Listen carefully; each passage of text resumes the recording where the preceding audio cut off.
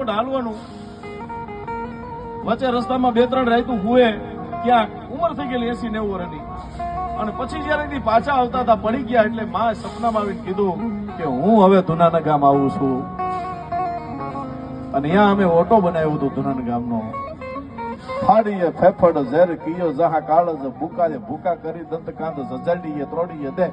આ દાદા બાપુનો લખેલો છંદ છે. છંદ રૂપ મુકુંદ છે.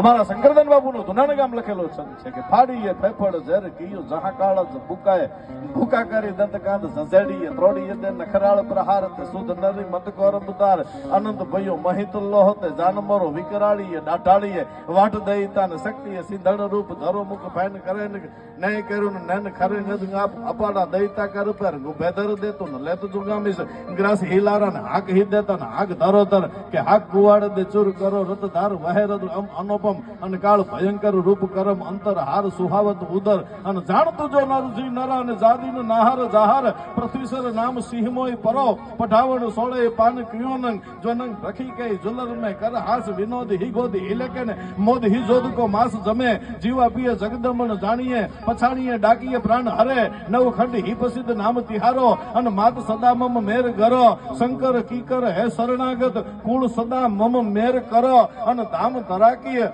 સહાય ધુનોપુર કરવા કરુણા કર વાસ કરે વિકરાળીએ ડાઢાળીએ વાડ દઈતા અને શક્તિએ શીતળ રૂપ કરો.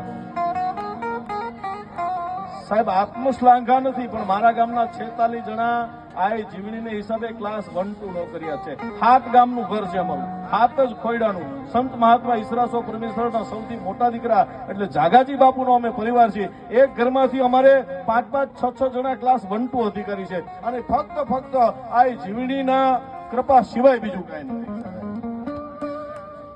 અમારા ગામમાં ડીએસપી છે, અમારા ગામમાં કલેક્ટર છે, અમારા ગામની અંદર એ બધું જીવણીનો પ્રતાપ છે. ત્યારે અમારા દાદબાપુ ઘણા વર્ષો સુધી ધુનાના ગામ રહ્યા અને ધુનાના ગામ દાદબાપુ રહ્યા અહીંયા મંદિર બન્યું અને મંદિર બન્યું ત્યારે એ રાતના પ્રોગ્રામની અંદર કવિ દાદબાપુની હાજરી અને પરમ વંદનીય મારા મોટા ભાઈ એવા ભાઈ શ્રી કનુભાઈની તેથી હાજરી પ્રોગ્રામની અંદર.